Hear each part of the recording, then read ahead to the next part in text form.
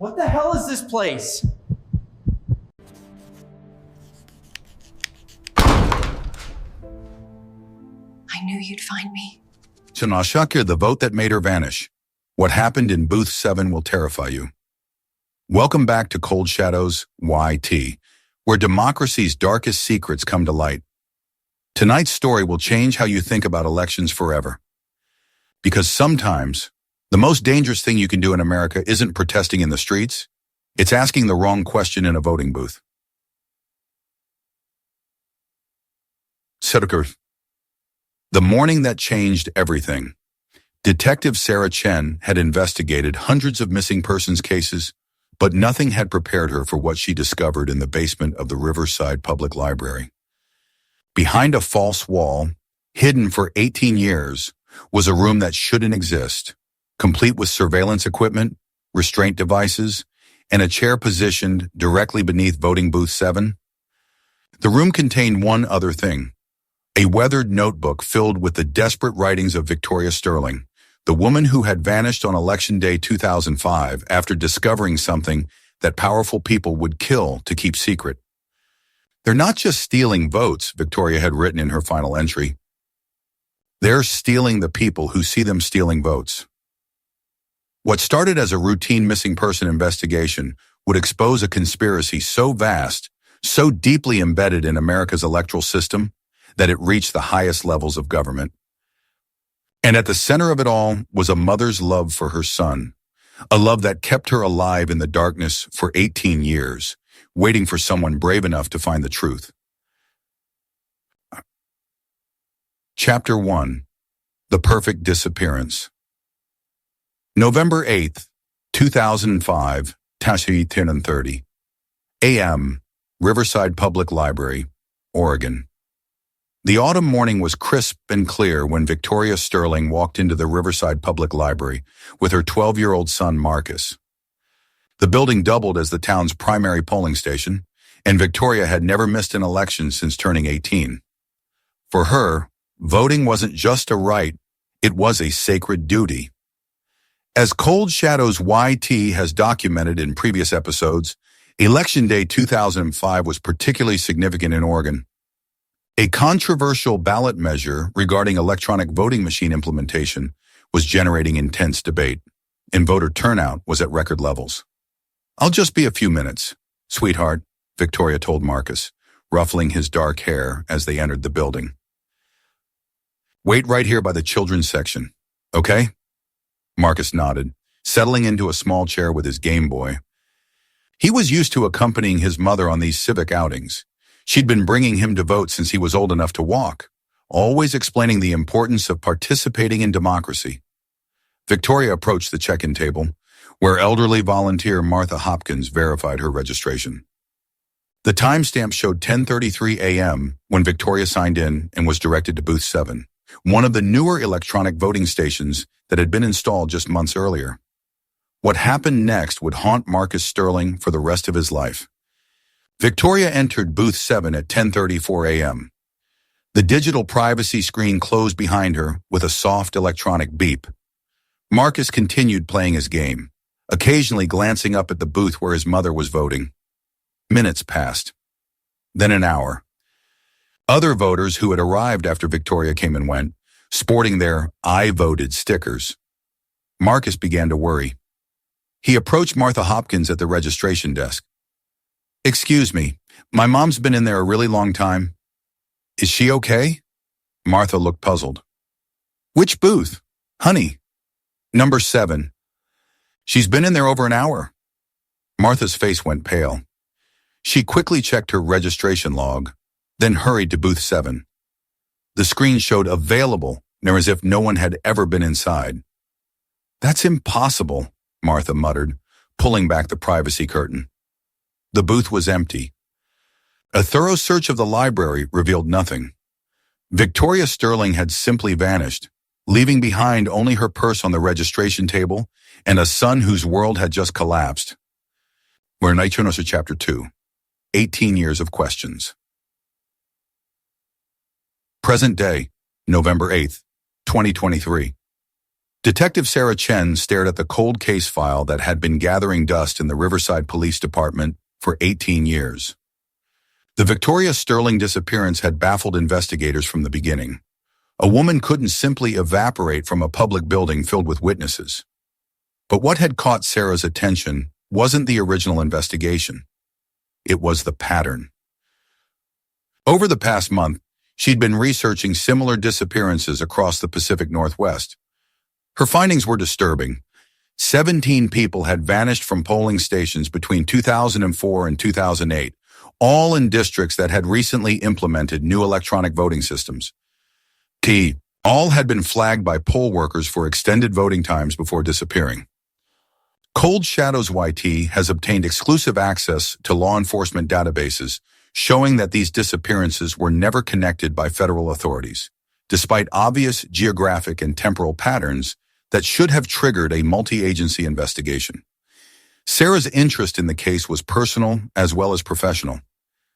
Her own mother had worked as an election monitor in 2005 and had mentioned strange technical difficulties at several polling locations. Sometimes the machines would go offline right when people were asking questions about vote verification, her mother had told her years later. And those people, some of them just never seemed to finish voting. The breakthrough came when Sarah received an unexpected phone call from Marcus Sterling, now 30 years old and working as a cybersecurity analyst in Seattle. "Detective Chen, I think I know why my mother disappeared, and I think I know where she is." Chapter 3. The Son Who Never Stopped Searching. Marcus Sterling had spent 18 years of his life pursuing a ghost. After his mother's disappearance, he'd been raised by his grandmother, but every spare moment was devoted to investigating what had happened that November morning. His technical background had led him down digital rabbit holes that most investigators couldn't follow. He'd analyzed voting machine data, studied election security protocols, and networked with underground communities of hackers and whistleblowers who shared his suspicions about electoral manipulation. What Marcus discovered through his years of investigation would have seemed like conspiracy theory paranoia to most people. But as Cold Shadows YT has learned through our own research into electoral security, the technology exists to not only manipulate votes, but to identify and target individuals who detect anomalies in the voting process. The Riverside Library wasn't just a polling station, Marcus explained to Sarah during their first meeting. It was a testing ground. My mother stumbled onto something she wasn't supposed to see, probably a vote-switching algorithm being tested in real time. And they had protocols in place for dealing with people like her. Marcus had been systematically mapping the underground infrastructure of buildings that served as polling stations during the 2004-2008 period. Using architectural records, utility blueprints, and ground-penetrating radar surveys he'd conducted himself, he'd identified anomalous spaces beneath several locations. The Riverside Library has a sub-basement that doesn't appear on any official building plans, Marcus told Sarah. I think that's where they took her, and I think she might still be alive. Chapter 4. The discovery breaking into the Riverside Library at night wasn't something Sarah had planned to do when she became a detective, but Marcus's evidence was too compelling to ignore. Using his detailed architectural analysis, they located a concealed entrance to the sub-basement through an old utility tunnel that connected to the building's original foundation. The air below was stale and cold, carrying the unmistakable smell of human habitation. Their flashlights revealed a corridor lined with reinforced concrete, leading to a series of rooms that had clearly been designed for long-term occupancy. What they found in those rooms would expose one of the most sophisticated domestic surveillance and detention operations in American history. But as Cold Shadows YT viewers know from our previous investigations, the most shocking discoveries are often hidden in plain sight. Room 7, corresponding to voting booth 7 above, contained monitoring equipment that was still operational. Screens displayed real-time feeds from polling stations across the state, with sophisticated analysis software tracking voter behavior patterns, time spent in booths, and biometric data collected through hidden sensors. But it was room 3 that held the answers Marcus had been seeking for 18 years. Victoria Sterling sat at a small desk, writing in a notebook.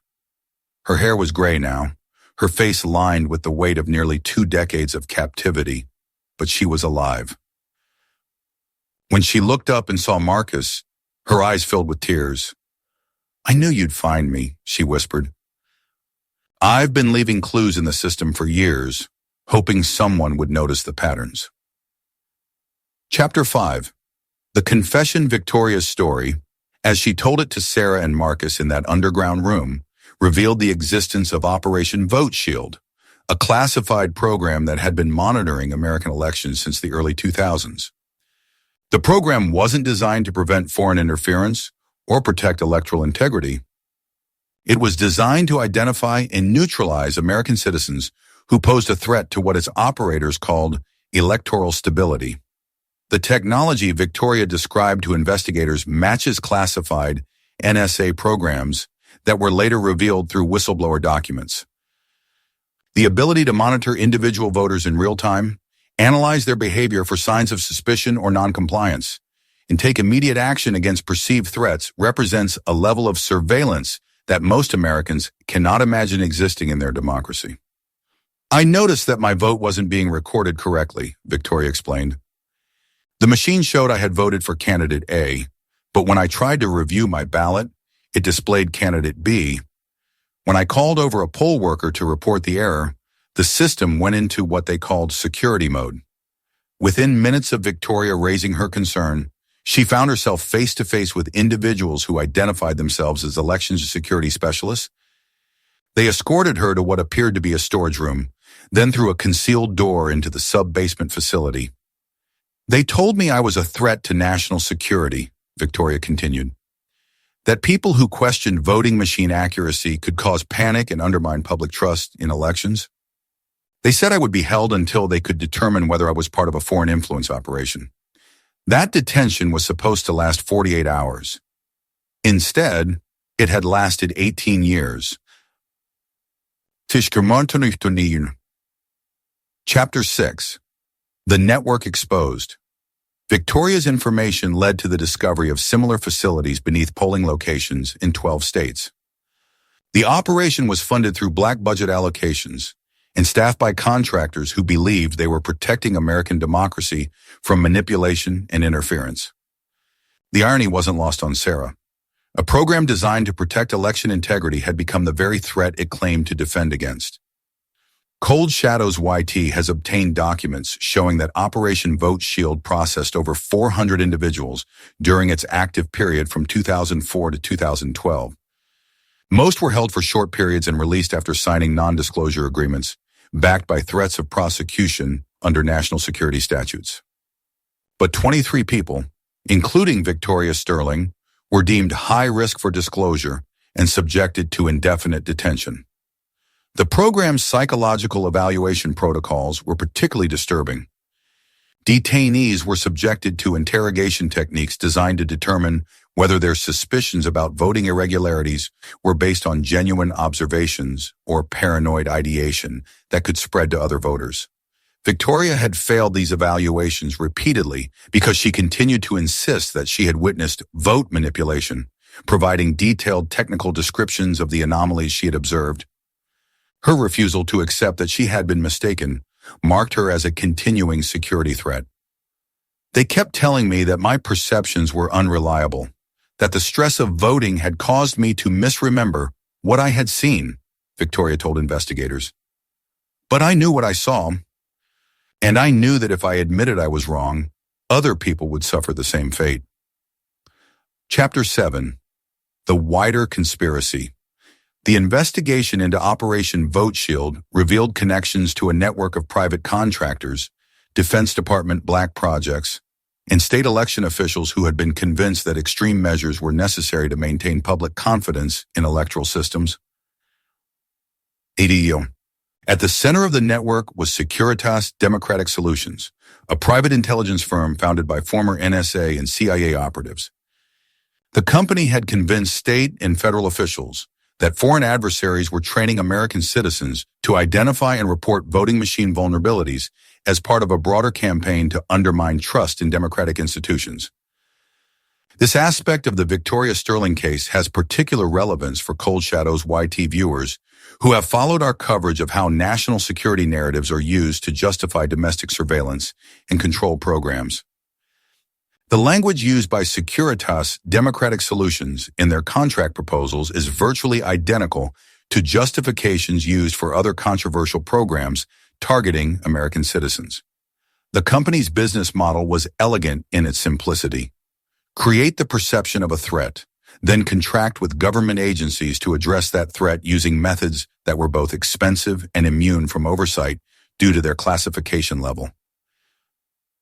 Election officials who might have questioned the need for such extreme security measures were shown classified intelligence reports describing foreign plots to recruit Americans for electoral sabotage operations. The fact that these reports were based largely on theoretical scenarios rather than actual intelligence was buried in classification levels that prevented independent verification. Safrunayuri for Chapter 8, Breaking the Silence. The exposure of Operation Vote Shield created a crisis of confidence in American electoral systems that was far more damaging than any foreign interference campaign could have achieved. Citizens began questioning not just the accuracy of vote counting, but the basic assumption that their democratic participation was protected by law. Victoria Sterling's first public statement since her rescue became one of the most watched videos in internet history. I disappeared because I asked a question that someone didn't want answered. For 18 years, I was told that my question threatened democracy. Now I understand that it was the suppression of that question that was the real threat. The psychological impact on other families affected by the program was devastating.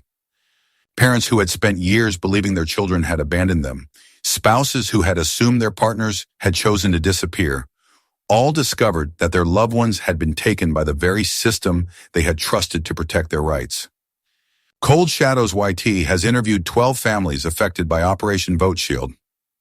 The common theme in their stories is the complete absence of any investigation into the disappearances, and the subtle discouragement they received when they tried to pursue answers through official channels.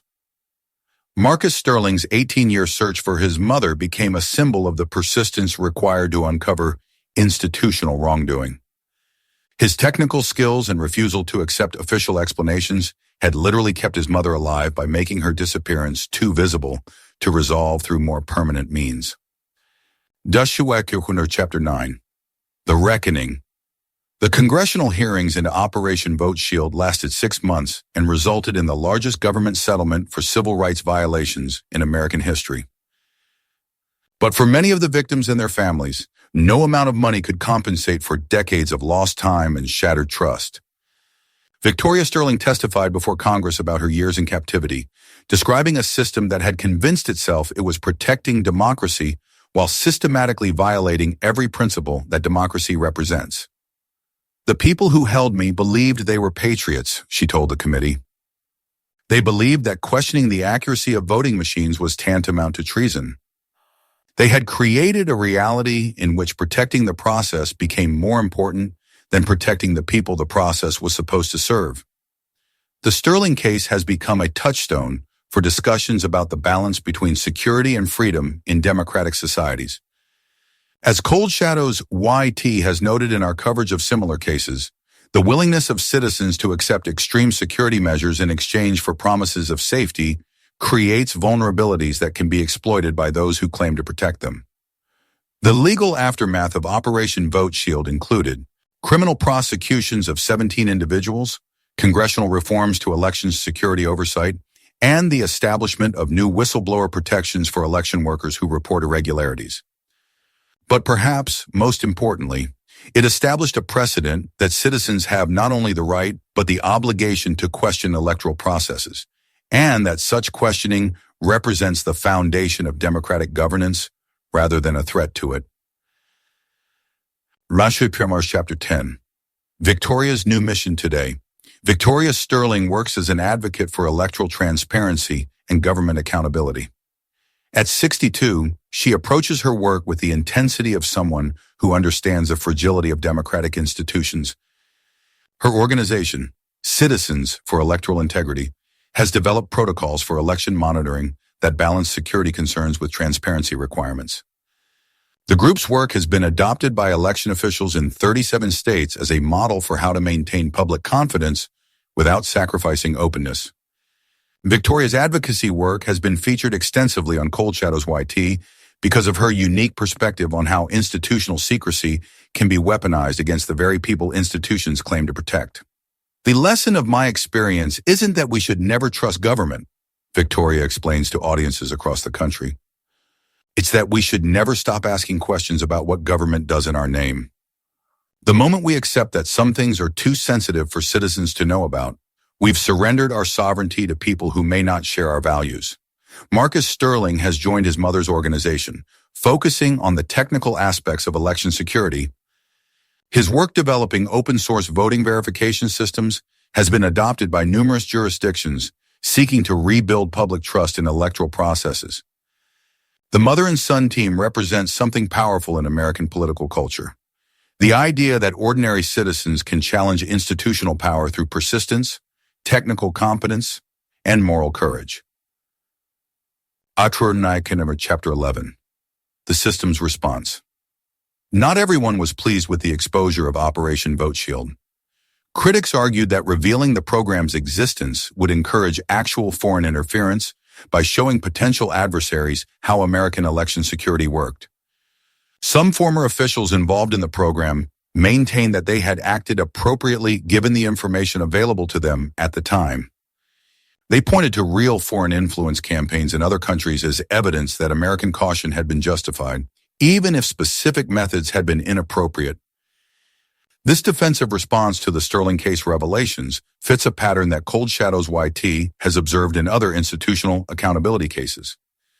When confronted with evidence of wrongdoing, organizations often shift focus from the harm caused to the dangers that might result from acknowledging that harm.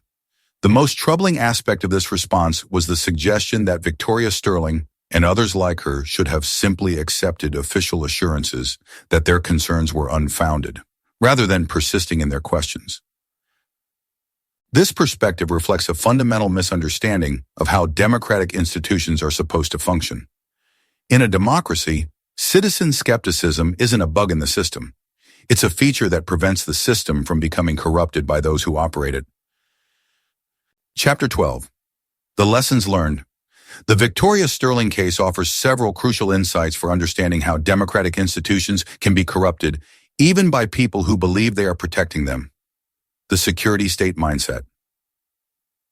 When institutions begin prioritizing their own protection over their stated mission, they become vulnerable to capture by individuals and groups who use security concerns to justify increasingly authoritarian measures. The classification problem. The excessive use of classification to hide government activities from public scrutiny creates environments where abuse can flourish without accountability. The expert trap. Deferring to supposed experts without maintaining independent oversight allows those experts to define problems and solutions in ways that serve their interests rather than the public interest. These patterns are visible in many of the cases Cold Shadows YT has investigated. The common thread is always the same. Institutions that lose sight of their fundamental purpose become threats to the very people they claim to serve. The Sterling case also demonstrates the power of individual persistence in the face of institutional stonewalling. Marcus's 18-year search for his mother succeeded not because he had special resources or connections, but because he refused to accept that some questions couldn't be answered. Epilogue. Democracy in the Darkness. As we conclude this investigation for Cold Shadows YT, it's important to remember that the Operation Vote Shield case represents just one example of how democratic processes can be subverted by those claiming to protect them. Victoria Sterling's ordeal lasted 18 years, but her impact on American democracy will last much longer. Her case has become required reading in political science courses, law schools, and government ethics training programs across the country. The reforms implemented in response to her story have made American elections more transparent and accountable. But perhaps more importantly, Her experience has reminded citizens that democracy requires their active participation and vigilant oversight. The question that Victoria Sterling asked in Voting Booth 7, why wasn't her vote being recorded correctly, is a question that every citizen has the right and responsibility to ask. The fact that asking that question led to 18 years of imprisonment shows how far some institutions had drifted from their democratic foundations. Today, when election officials in Riverside and across the country encounter citizens with concerns about voting processes, they respond with transparency and patience rather than suspicion and secrecy.